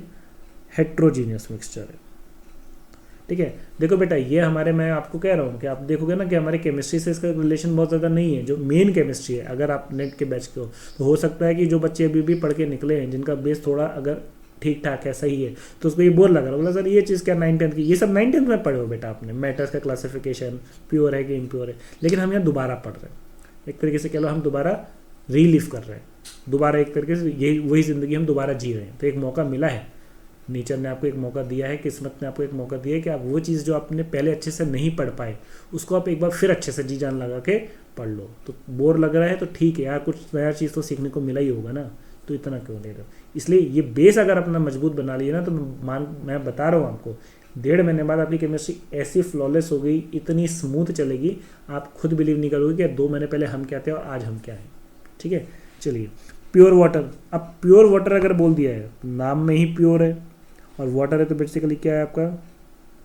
कंपाउंड, क्योंकि हाइड्रोजन और ऑक्सीजन से मिलकर बना है। क्रोमियम प्योर है, क्या है बेटा आपका? एलिमेंट। चेक मिक्स ये छोड़ दो, फालतू की चीज़, चेक मिक्स वो खाने पीने की चीज़ें होती हैं, छोड़ो। सॉल्ट प्लस प्योर वाटर, तो बेटा ये सोल्यूशन है, ये क्या हो गया आपका? मिक्सचर। सोल्यूशन तो हमेशा मिक्सचर के केस में आएगा। और क्या होगा आपका? होमोजीनियस। बेंजीन, तो बेंजीन क्या है? प्योर है। क्यों? बेंजीन क्या है आपका? कंपाउंड ही तो है, कार्बन और हाइड्रोजन से मिलकर बना है। मडी वाटर, गंदा पानी, मटमैला पानी, मिक्सचर। और कैसा होगा बेटा आपका? हेट्रोजीनियस। आप अलग कर सकते हो, सेपरेट कर सकते हो मडी वाटर। ब्रास, तो ब्रास बेसिकली क्या होती है बेटा? एक एलॉय होती है, कॉपर और जिंक की इसमें। ठीक है, तो एलॉय जो होती है ना, तो उसमें है तो बेटा क्या आपका? मिक्सचर ही, 2 चीज़ों से मिलके बना है। लेकिन कैसा मिक्सचर है बेटा? ये होमोजीनियस मिक्सचर है। तो ब्रास को जब आप छूते हो तो ऐसा नहीं लगता कि अच्छा यहाँ कॉपर दिख रहा है, यहाँ जिंक दिख रहा है, यहाँ कॉपर कम दिख रहा है, यहाँ जिंक ज़्यादा दिख रहा है। वो एक होमोजीनियस मिक्सचर होता है। बेकिंग सोडा, तो किस कैटेगरी में आएगा? प्योर। और क्या हो जाएगा बेटा आपका? दिख रहा है आपको? हाँ, क्या हो जाएगा बेटा आपका? कंपाउंड। ठीक, तो आई होप अब आपको ये फंडामेंटल अंतर समझ आ गया होगा किस किस के बीच में, कंपाउंड में और एलिमेंट में, प्योर में और इम्प्योर में, होमोजीनियस मिक्सचर में और हेटेरोजीनियस मिक्सचर में। बहुत बेसिक सी चीज़ें हैं। इसका ऐसे तो देखो बेटा कोई डायरेक्ट यूज़ नहीं आएगा, बट ये आपके बेस है ना, मैं बार बार कह रहा हूँ, ये आपका वो एक ईंट, जैसे हम एक मकान बनाने की शुरुआत करते हैं तो एकदम से सीधे है ना चालू नहीं कर देते ईंट जमाना, पहले हम क्या करते हैं, मैदान को साफ करते हैं। अब एक बार बताए, एक प्लॉट है, वहाँ पे अगर आपसे बोले एक मकान बनाना, तो आपके ड्रीम में कितना ही अच्छा मकान क्यों ना हो, कितना ही आपने सोचा यार मैं इतना शानदार मकान बनाऊंगा, मैं तीन मंजिला बनाऊंगा, 4 मंजिला बनाऊंगा, ये करूंगा, तो क्या सीधी ईंट लगाना स्टार्ट कर दोगे क्या? नहीं, पहले सफाई करोगे, पहले जो घास फूस उग गई उस प्लॉट के अंदर उसको सफाई करोगे, खुदाई करोगे ताकि मिट्टी समतल हो जाए। तो ये बेसिकली आपकी खुदाई है। तो बिना अनवांटेड चीज़ हटाए, अभी बेटा अनवांटेड चीज़ क्या है, तो आपने जो पहले के गलत कंसेप्ट पढ़ रखे हैं, ठीक है, इसलिए मैं कह रहा हूँ बेटा अभी भी वक्त है, 7 दिन का आपके पास समय है अगर आपने कोर्स परचेज कर लिया है तो, है ना। या तो मेरे पे भरोसा रख लो और जैसा जैसा मैं कह रहा हूँ वैसा का वैसा करते जाओ, ठीक है। और भरोसा नहीं कर पा रहे या नहीं हो पा रहा, what ever be the reason, तो यही वक्त है, आप अभी है ना छोड़ के जा सकते हो, क्विट कर सकते हो अभी अगर आप चाहो तो। एक बार बीच में आ जाओगे और फिर दुविधा में रहोगे तो वो आपके लिए भी सही नहीं है और आपके करियर के लिए भी सही नहीं है, ठीक है। इसलिए हो सकता है आपने कुछ पुरानी चीज़ें पढ़ रखी हों गलत तरीके से, और मैं बताऊंगा तो वो चीज़ फिर क्या करे बेटा, कॉन्ट्राडिक्ट करे, तो वहाँ पे बेटा बहस नहीं करनी है अपने को कि सर हमने तो ऐसा पढ़ा था, आप ऐसा बता रहे हो। तो मैं इसलिए कह रहा हूँ भरोसा है तो ही आगे कंटिन्यू करो, 7 दिन का समय है आपके पास, और भरोसा कर पा रहे हो या भरोसा हो पा रहा है तो फिर बेटा जैसा मैं बोल रहा हूँ आँख बंद करके वैसा वैसा करो। गारंटी मेरी है, मेरी गारंटी, वारंटी भी नहीं है, मैं वारंटी नहीं दे रहा, गारंटी मेरी है।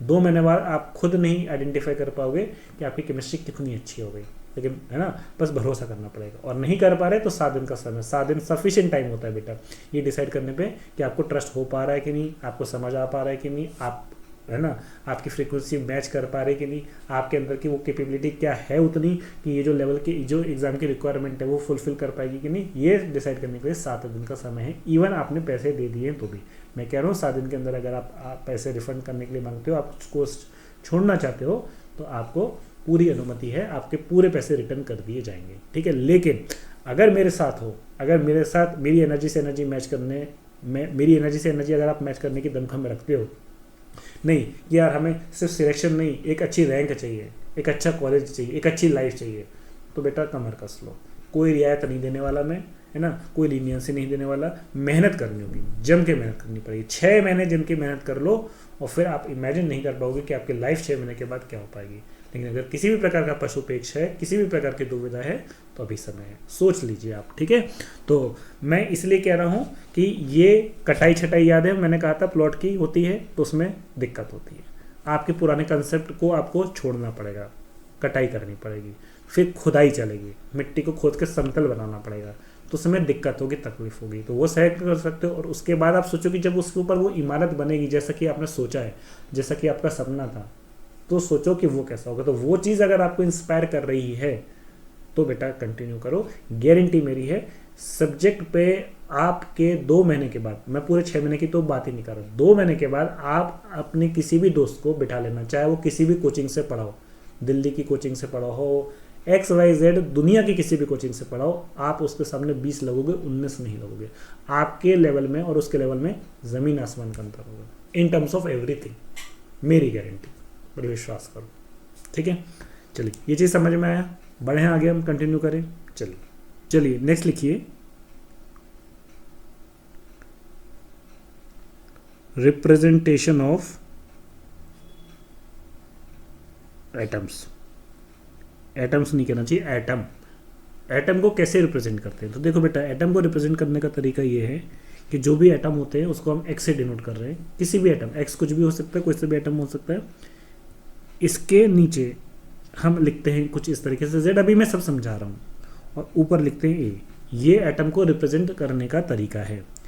ए क्या होता है, ए है आपका एटॉमिक मास, और जेड क्या है आपका एटॉमिक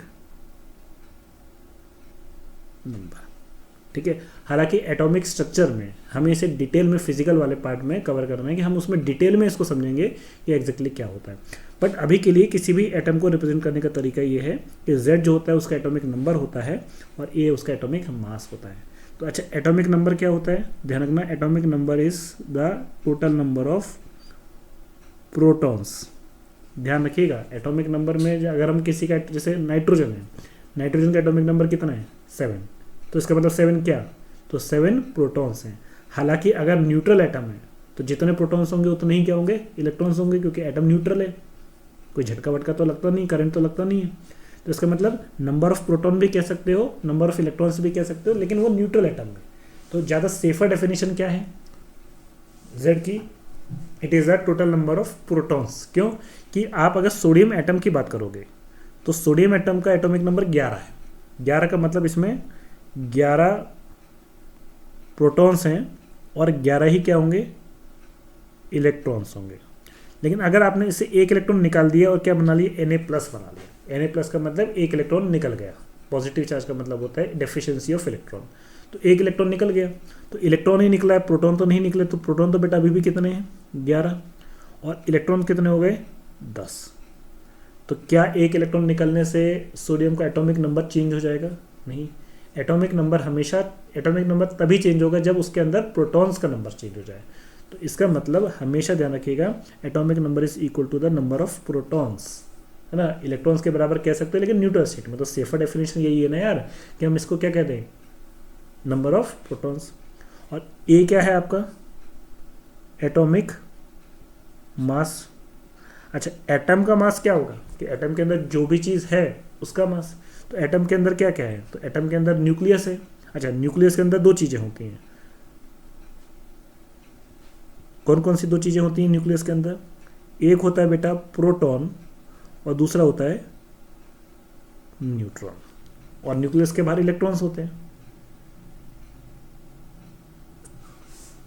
तो जब हम एटॉमिक मास की बात करते हैं तो जनरली हम किसके मास की बात करते हैं, प्रोटॉन का मास प्लस न्यूट्रॉन का मास, क्योंकि इलेक्ट्रॉन्स का मास प्रोटॉन और न्यूट्रॉन के कंपैरिजन में नेग्लिजिबल होता है। जब हम बेटा रेडियो एक्टिविटी पढ़ेंगे, जब हम इसका फिजिकल पार्ट पढ़ेंगे, फिजिकल केमिस्ट्री में, तो डिटेल में समझेंगे कि एग्जैक्टली प्रोटॉन का मास क्या होता है, न्यूट्रॉन का क्या होता है, इलेक्ट्रॉन्स का क्या होता है। बट जनरली अभी आप ये समझ लीजिए कि अगर मैं आपको, अब यहाँ मतलब नहीं है ना, अगेन वो चीज़ें फिर क्या होगी, आपको कन्फ्यूजन क्रिएट होना स्टार्ट हो जाएगा, इसलिए मैं बिल्कुल सिंपल ही रखना चाह रहा हूँ। तो एटम का मास हमेशा किसकी वजह से होता है, प्रोटॉन की वजह से और न्यूट्रॉन की वजह से।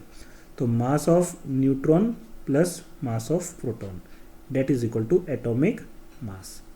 अब चाहो तो आप इसमें इलेक्ट्रॉन का मास ऐड कर सकते हो ताकि आपको ओवरऑल एग्जैक्ट मास मिल जाए किसका, एटम का। लेकिन क्योंकि मैं आपको बता ही देता हूँ, इलेक्ट्रॉन का मास बेसिकली क्या होता है, 0.00055 AMU एटॉमिक मास। अब ये AMU क्या है फिर, है ना, इसलिए थोड़ी सी, है ना, कन्फ्यूजन मतलब कन्फ्यूजन बिल्ड होना स्टार्ट हो जाएगा, इसलिए नहीं बताया था। आप सोचो 0.00055 AMU एटॉमिक यूनिट है, एटॉमिक मास यूनिट है। तो सोचो कितना नेग्लिजिबल है। और जबकि वही प्रोटॉन का मास जो होता है लगभग और न्यूट्रॉन का मास 1 AMU के आसपास होता है। तो mass of 1 proton and mass of 1 neutron is रफली इक्वल टू 1 AMU। अभी ये AMU क्या है, फिजिकल में डिटेल में पढ़ना। आप एक यूनिट समझ लो मास की, मास जैसे केजी एक यूनिट होती है ना, पर अब एटम के मास को हम केजी में तो मेजर करेंगे नहीं, इतना भारी तो होता नहीं है, ग्राम में भी नहीं करेंगे, तो इसलिए एक नई यूनिट डिफाइन की गई है AMU। तो मास ऑफ प्रोटॉन और मास ऑफ न्यूट्रॉन रफली 1 AMU होता है, ठीक है। तो मुझे ये बताओ कि अगर नाइट्रोजन का एटॉमिक नंबर है 17, ठीक है, और इसका एटॉमिक मास होता है 14, तो सबसे पहले मैं अगर आपसे पूछूं, बताओ अच्छा इसमें प्रोटॉन्स कितने होंगे।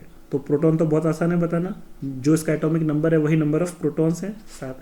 अच्छा, इसमें मैं पूछूं, बताओ इसमें नंबर ऑफ न्यूट्रॉन्स कितने होंगे। तो बेसिकली एटम्स में मेनली कौन होते हैं, प्रोटॉन्स और न्यूट्रॉन्स। इलेक्ट्रॉन का मास को हम नेग्लिजिबल मानते हैं। और ये जो ऊपर दिया हुआ है, ये मैंने क्या दिया हुआ है, एटॉमिक मास, जो कि है mass of proton and mass of neutron. तो मुझे ये बताओ, mass of proton is equal to mass of neutron, और ये जनरली हम किसके बराबर बोल रहे हैं, 1 AMU के बराबर बोल रहे हैं। तो इसका मतलब अगर मास ही 1 है तो इसका मतलब अगर 10 प्रोटॉन है तो 10 का मास कितना हो जाएगा 10 AMU, 20 प्रोटॉन है तो कितना हो जाएगा 20 AMU। तो इसका मतलब atomic mass is equal to the number of protons and number of neutrons counted together. नहीं समझ में आया भाई। आप देखिए एक एटम होता है, उसके सेंटर में एक न्यूक्लियस होता है, बोलो ठीक है, और बाहर से क्या होते हैं, बाहर वाले शेल्स में इलेक्ट्रॉन्स होते हैं। ये एटॉमिक स्ट्रक्चर सिंपल होता है। अच्छा, इसके अंदर क्या होगा आपका, प्रोटॉन्स भी होंगे और बोलो न्यूट्रॉन्स भी होंगे, और बाहर ये आउटर शेल्स में इलेक्ट्रॉन्स होंगे। अब इलेक्ट्रॉन्स क्योंकि बहुत हल्के होते हैं तो इनका मास लेना ना लेना बराबर, आप चाहो तो ले लो। आप सोचो ना कि अगर प्रोटॉन का मास हमने AMU में कितना बोला 1 और इलेक्ट्रॉन का कितना बोला 0.00055, तो आपको जोड़ना है तो आप जोड़ लो, 0.00055 ऐसे जोड़ लो, तो क्या कोई फर्क पड़ेगा। आप 1 में अगर 0.00055 जोड़ोगे तो कितना आएगा 1.000, बोलो क्या फालतू बकवास कर रहे हो, काट के सीधा 1 ही बोलो ना यार, समझ में आ रहा है। तो इसका मतलब मास ऑफ प्रोटॉन और मास ऑफ न्यूट्रॉन से ही हम कंसीडर करेंगे। अब मैंने आपको कहा कि रफली, अभी हम न्यूक्लियर केमिस्ट्री नहीं पढ़े, न्यूक्लियर केमिस्ट्री में डिटेल में एग्जैक्ट मास बताएंगे कि प्रोटॉन का कितना होता है, न्यूट्रॉन का कितना होता है, पर अभी अभी रफली प्रोटॉन का मास और न्यूट्रॉन का मास कितना मान लो 1 मान लो, 1 क्या 1 AMU मान लो,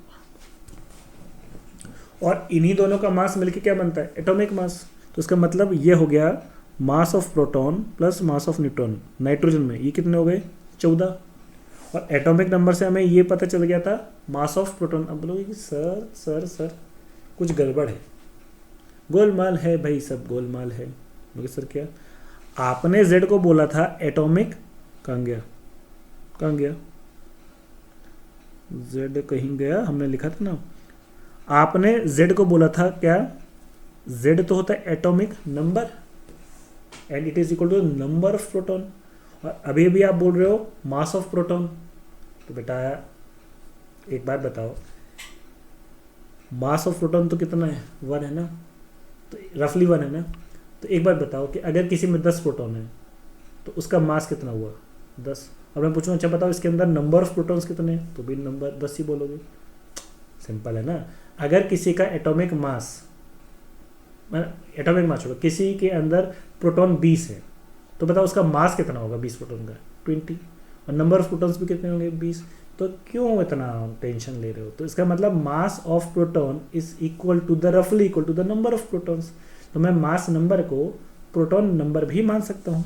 तो मास ऑफ प्रोटॉन या नंबर ऑफ प्रोटॉन ये तो हमें कहाँ से पता चल जाता है एटॉमिक नंबर से, तो जो कि नाइट्रोजन के केस में कितना हो गया 7, और उसका टोटल मास 14 है, तो डेफिनेटली मास ऑफ न्यूट्रॉन भी कितना होगा 7 ही होगा।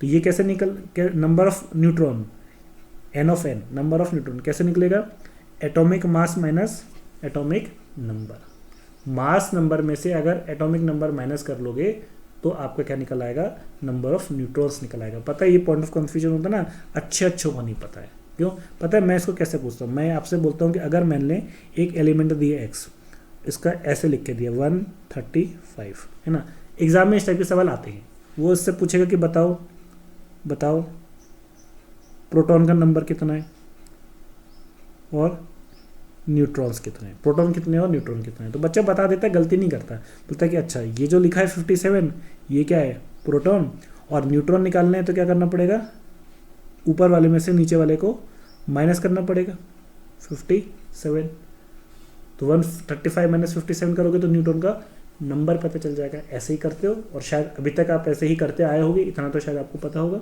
है ना।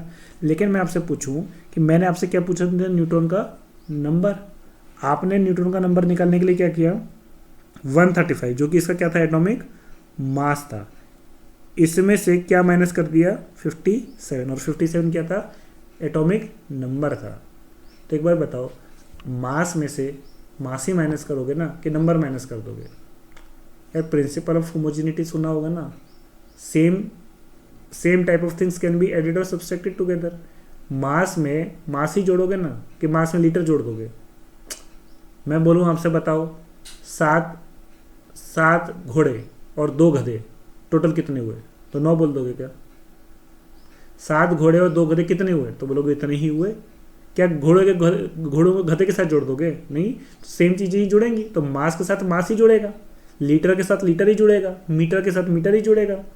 तो इसका मतलब अगर मैं मास को माइनस कर रहा हूँ, if I am subtracting something from mass 135 जो कि इसका एटॉमिक मास है, उससे अगर मैं माइनस कर रहा हूँ तो ये भी तो क्या होना चाहिए? मास ही होना चाहिए। पर ये तो एटॉमिक नंबर है, तो एक मास से नंबर कैसे माइनस कर सकते हो? और बच्चे हो जाते हैं शून्य, शांति। नहीं समझ में आता? क्यों? बेस ढीला है ना। तो बेटा ये जो है ना एटॉमिक मास, ये भी नंबर ही है, कह जरूर रहे हैं मास। क्यों? क्योंकि मास जो होता है वो रफली 1 mu होता है। तो atomic mass is actually equal to mass of proton plus mass of neutron, and it is रफली equal to number of protons plus number of neutrons. ये क्यों कर पा रहे हैं हम? ये इसलिए कर पा रहे हैं क्योंकि इलेक्ट्रॉन का मास होता नहीं है और प्रोटॉन और न्यूट्रॉन का मास 1 कंसिडर करते हैं। तो अगर 20 प्रोटॉन है तो 20 मास होगा, 20 mu होगा, और 20 उसका नंबर होगा। ये बार बार कह रहा हूँ, आया आपको समझ में? तो ये कन्फ्यूजन अब नहीं रखना। क्लियर? तो कि फिर से मैं आपको बोलूँ, जैसे ऑक्सीजन है, सिंपल चलो 8O16। अब बताओ फटाफट एटॉमिक नंबर कितना होगा? Z 8। एटॉमिक नंबर मतलब इसमें नंबर ऑफ प्रोटॉन्स कितने होंगे? 8। अब मैं पूछूं नंबर ऑफ न्यूट्रॉन्स बताओ कितने होंगे? बस न्यूट्रॉन्स बता दो। तो हमको ये पता है कि जो ऊपर एटॉमिक मास दिया है ये मास of proton plus mass of neutron है, या अभी भी आपको सिखाया number of neutrons plus number of protons है। तो प्रोटॉन तो ऑलरेडी 8 हैं ही इसमें, और टोटल है 16। तो टोटल सम कर रहे हैं न्यूट्रॉन और प्रोटॉन का, तो 16 आ रहा है, और जिसमें से 8 प्रोटॉन है। तो न्यूट्रॉन कितने होंगे? 16 - 8। तो फॉर्मूला अगर लिखना चाहो तो number of proton is equal to Z, और नंबर ऑफ न्यूट्रॉन अगर निकालना है तो it is equal to A - Z। अब नेक्स्ट, तो ये ना बहुत बेसिक सी चीज़ें हैं, बहुत, जिसलिए जनरल केमिस्ट्री लेके चल रहे हैं। अभी हमारा केमिस्ट्री इनऑर्गेनिक तो स्टार्ट ही नहीं हुआ है। अभी मुझे बताओ कि एक होता है वर्ड आपने सुना होगा आइसोटोप, है ना? इस चीज़ के बारे में भी कंसेप्ट क्लियर होना जरूरी है। आइसोटोप क्या होते हैं? Isotope, isotopes are those elements which are having same atomic number but different atomic mass. Atomic number same होता है, एटॉमिक नंबर डिफरेंट होता है। और अभी भी मैंने आपको बताया एटॉमिक नंबर किसको दर्शाता है? प्रोटॉन के नंबर को। इसका मतलब आइसोटोप्स होंगे जिसमें प्रोटॉन सेम होंगे। क्या डिफरेंट होगा? न्यूट्रॉन्स, क्योंकि एटॉमिक मास है। तो प्रोटॉन तो अगर सेम है तो अंतर केवल किस में आएगा? न्यूट्रॉन्स में। जैसे फॉर एग्जाम्पल हाइड्रोजन की बात करें तो हाइड्रोजन के 3 आइसोटोप्स होते हैं, 1H1, 1H2, 1H3। हाइड्रोजन, इसको कहते हैं ड्यूटेरियम, छोटा छोटा ज़्यादा हो गया, ड्यूटेरियम, और इसको बोलते हैं हम ट्रिटियम। तो इसमें और इसमें और इसमें तीनों में एटॉमिक नंबर तो 1 दिख रहा है, लेकिन एटॉमिक मास अलग अलग दिख रहा है। इसमें 1 है, इसमें 2 है, इसमें 3 है। तो हाइड्रोजन के केस में अगर पूछो प्रोटॉन्स कितने हैं तो बोलोगे 0, 1 - 1। ड्यूटेरियम में कितने प्रोटॉन्स हैं, न्यूट्रॉन्स हैं? 1। और ट्रिटियम में कितने हैं? 2। तो कौन ज़्यादा हेवियर एलिमेंट है? ट्रिटियम ज़्यादा हेवियर है, क्योंकि प्रोटॉन तो सेम ही है, और जो मास होता है किसी भी एटम का वो मेनली प्रोटॉन्स और न्यूट्रॉन की वजह से ही होता है। एटॉमिक मास प्रोटॉन का मास प्लस न्यूट्रॉन का मास है। समझ में आया? तो ये होते हैं आइसोटोप। कार्बन की बात करें तो कार्बन के 3 आइसोटोप्स होते हैं, कार्बन 13, कार्बन 14 और नॉर्मल कार्बन 12। तो जो नॉर्मल होता है आइसोटोप वो कार्बन 12 होता है। एटॉमिक नंबर तो आपको पता ही कार्बन का कितना होता है? 6। तो जनरली अगर आप देखोगे ना तो लगभग सारे एलिमेंट्स ऐसे होते हैं, कुछ को छोड़ के, जिनके कम से कम कुछ नहीं तो 2 से 3 आइसोटोप होते ही होते हैं। केवल उनमें से सिलेक्टेड, जैसे फ्लोरीन 9F7, फ्लोरीन का एटॉमिक नंबर होता है 9 और एटॉमिक मास होता है 19। तो ये मोनो आइसोटोपिक है, मोनो आइसोटोपिक है, मतलब इसका कोई दूसरा आइसोटोप नहीं होता। आयोडीन 127 ये भी मोनो आइसोटोपिक है। है ना। तो कुछ फ्यू एलिमेंट्स ही ऐसे होते हैं जो मोनो आइसोटोपिक होते हैं, इसके अलावा मैक्सिमम सारे एलिमेंट्स के 2 से 3 आइसोटोप तो होते ही होते हैं। ठीक है, चलिए